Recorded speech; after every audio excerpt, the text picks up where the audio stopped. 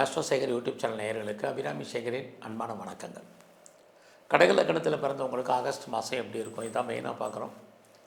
நம்ம இங்கே கடக ராசிக்கு பார்க்கல, கடக லக்னத்துக்கு பார்க்குறோம். எல்லாருக்கும் உங்கள் ராசி நட்சத்திரம் தெரியும், ஆனால் நிறைய பேருக்கு உங்கள் லக்னம் தெரியாது. லக்னம் தான் பிரதானம், அதனால தான் அதன் அடிப்படையில் பலன் சொல்கிறோம். இது சொல்கிறோம், எதுக்காக சொல்கிறேங்கிறத ஒவ்வொரு மாதமும் நான் விரிவாக சொல்லிகிட்டே இருக்கேன். அதனால் இப்போ டைரெக்டாக நான் விஷயத்துக்கு வர்றேன். யாரெல்லாம் கடக லக்னத்தில் பிறந்திருக்கீங்களோ உங்களுக்கு இந்த ஆகஸ்ட் மாதம் எப்படி இருக்கும், ஏதாவது கிரகங்களாக நன்மைகள் உண்டா, பிரச்சனைகள் இருக்கா, இதெல்லாம் தான் இப்போ சுருக்கமாக பார்க்க போகிறோம். ஒரு பக்கம் இந்த மாதம் உங்களுடைய லக்னத்தில் புதன் சஞ்சரிக்கிறார். இந்த மாதம் 20ஆம் தேதிக்கு அப்புறம் சுக்கிர பகவானும் அங்கே வர்றார். ஆக புதன் ஒரு சுபகிரகம், சுக்கிர பகவான் ஒரு சுபகிரகம், இதெல்லாமே சேர்வது உங்களுக்கு ஏதோ ஒரு விதத்தில் மகிழ்ச்சி சந்தோஷம் இருக்குது.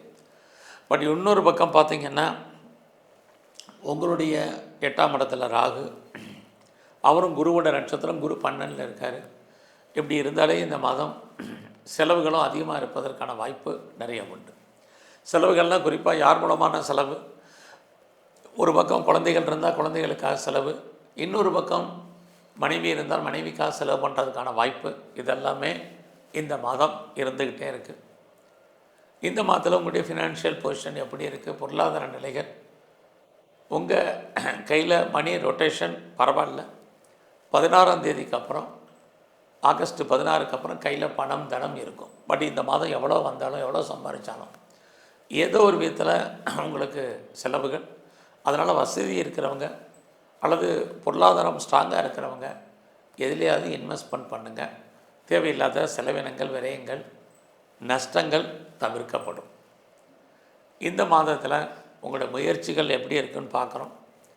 உங்களுடைய முயற்சி ஸ்தானாதிபதி புதன் உங்கள் ராசியில் இருக்கார், உங்கள் லக்னத்திலே இருக்கார், கடக லக்னத்தில். அப்படி இருக்கிறது ரொம்ப இந்த மாதம் பரவாயில்ல. ஸோ எவ்வளோக்கு நீங்கள் லைஃப்பில் எஃபர்ட் எடுக்கிறீங்களா நல்லது. அது மட்டும் இல்லை, உங்களோட முயற்சி ஸ்தானத்தில் செவ்வாய் பகவானும் இருக்கார், சனி பகவானும் பார்க்குறார். முதல்ல செவ்வாய் இருந்தால் என்னென்னா, எந்த ஒரு டெசிஷனுமே நீங்கள் ஸ்ட்ராங்காக எடுக்கிறதுக்கான வாய்ப்பு, எண்ணம், சிந்தனை, அவர் உங்களை செயலாக்கம் பண்ணுவார். இன்னொரு பக்கம் சனி பகவான் பார்க்கறது, சனினாலே காலதாமதம்னு அர்த்தம், டிலேன்னு அர்த்தம், தேவையற்ற மனக்குழப்பங்கள்னு அர்த்தம். ஆக ஒரு பக்கம் செவ்வாய் துணிஞ்சு செயல்பட விட்டாலும் இன்னொரு பக்கம் சனி தேவையில்லாத குழப்பங்களையும் நம்மளை செயல்படாத சுச்சுவேஷனையும் உருவாக்குவார். ஆக இதிலிருந்து நாம் இந்த மாதம் தெரிஞ்சுக்கிட்ட விஷயம், உங்கள் லக்னத்திலே புதன் இருக்கறனால நீங்கள் தைரியமாக செயல்படுங்க. முதல்ல எதை செய்யணும், ரெண்டாவது என்ன செய்யணும், இது உங்களுக்கு உங்கள் லைஃப்பில் தெரியும். அதன் அடிப்படையில் நீங்கள் செயல்படுங்க. ஸோ ஃபஸ்ட்டு எந்த காரியத்தை பண்ணணுமோ அதை பண்ணுங்கள். ஸோ நல்லது கெட்டது தெரிஞ்சு நீங்கள் பண்ணுங்கள். கண்டிப்பாக உங்களுடைய காரியங்கள் வெற்றி அடையும். அது மட்டும் இல்லை, இந்த மாதத்தில் நீங்கள் பண்ணக்கூடிய முயற்சிகள் சனி பார்க்குறனால சின்ன சின்ன தோல்விகள் இருந்தாலும் அல்லது காலதாமதம் ஆனாலும் பயப்படாதீங்க, அது இறுதி வெற்றி உங்களுக்கு தான். ஸோ அதனால் தேவையற்ற மனக்குழப்பங்கள், சிந்தனைகள் வேண்டாம். மற்றவங்க அட்வைஸ் பண்ணுறாங்களா, பொறுமையாக கேளுங்க. யாருடைய அட்வைஸையும் நீங்கள் உதாசீனப்படுத்தாதீங்க இந்த மாதம். ஏன்னா உங்களுடைய 3ஆம் அதிபதி புதன் தான் உங்கள் லக்னத்தில் இருக்கார். இந்த 3ஆம் இடம் அப்படின்னா உங்களுக்கு ஒரு பிரச்சனை இருக்குன்னா அதை தீர்ப்பதற்கு யாராவது வருவாங்க. ஆக தெய்வம் மனித ரூபேன்னு சொல்லியிருக்காங்க. ஏதோ ஒரு மனித ரூபத்தில் உங்களுக்கான பிரச்சனைகள் குறையும் அல்லது தீர்க்கப்படும். இதெல்லாமே இந்த மாதம் ஸ்ட்ராங்காக இருக்குது. அது மட்டும் இல்லை, இந்த மாதத்தில் உங்களை பொறுத்த வரைக்கும் யாரெல்லாம் வீடு மாறணும்னு நினச்சிட்டு இருந்தீங்களோ, ஏன்னா இந்த ஆகஸ்ட் மாதங்கிறது ஆடியும் ஆவணியும் கலந்த தமிழ் மாதங்கள். அப்படி இருக்கும்போது யாரெல்லாம் வீடு மாறணும்னு நினச்சிட்டு இருந்தீங்களோ, வீடு மாற்றம் இருக்குது, இடமாற்றங்கள் இருக்குது, அல்லது ஊர் மாற்றமே ஏற்படுவதற்கான சூழ்நிலைகள் உங்களுக்கு இருந்துக்கிட்டே இருக்குது.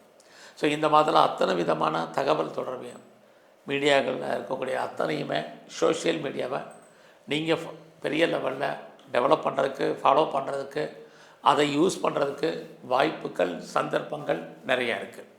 ஸோ இதெல்லாமே உங்களுக்கு பெரிய லெவலில் கை கொடுப்பதற்கான வாய்ப்புகள் நிறைய உண்டு.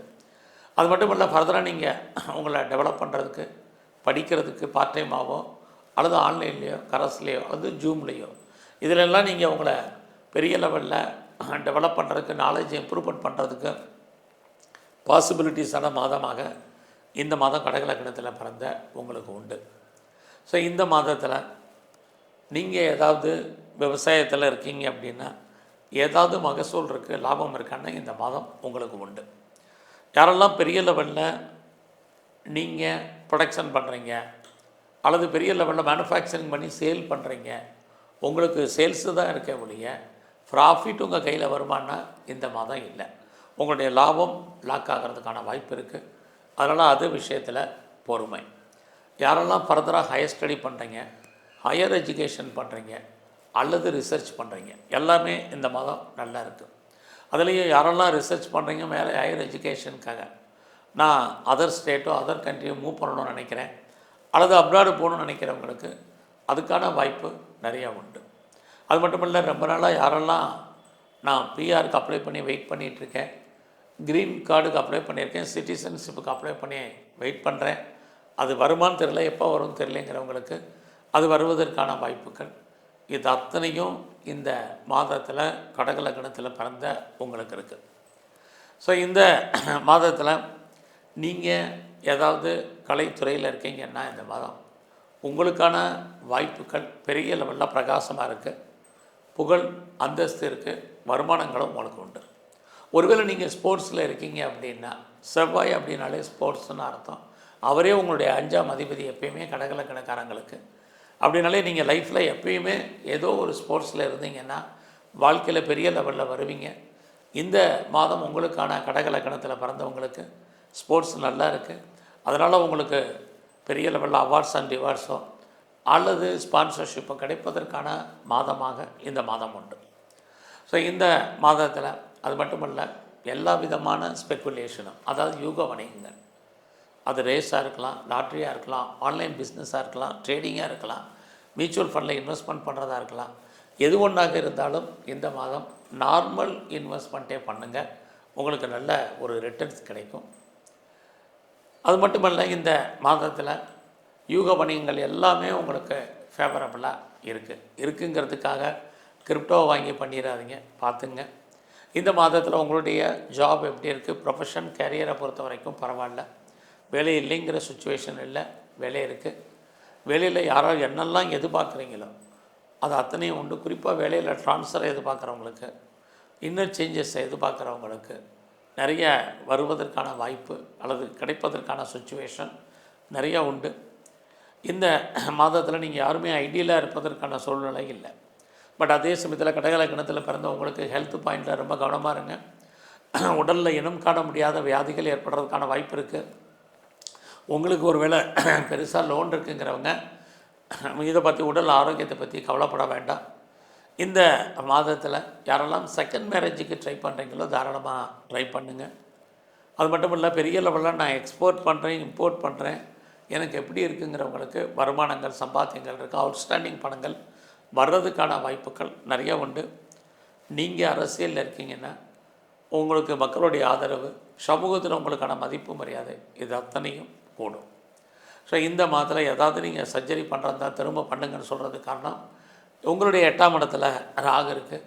தேவையில்லாத எந்த விஷயத்தில் யாருக்கும் கடன் கொடுக்காதீங்க, பின்னாடி அந்த பணம் வர்றதுக்கான வாய்ப்புகள் ரொம்ப குறைவு. ஸோ இந்த மாதம் முழுவதுமே நீங்கள் எங்கெல்லாம் துர்க்கை இருக்கோ துர்க்கையை வழிபாடு பண்ணுங்கள்.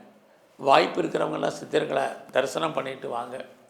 இந்த மாதத்தில் எங்கெல்லாம் பெருமாள் ஸ்தலங்கள் இருக்கோ அங்கெல்லாம் தாயாரை நல்ல தரிசனம் பண்ணுங்கள். சிவன் கோயிலில் இருக்கக்கூடிய பிரம்மாவை நல்ல வழிபாடு பண்ணுங்கள். உடல் ஆரோக்கியம் நன்கு அமையும். நன்றி, வணக்கம்.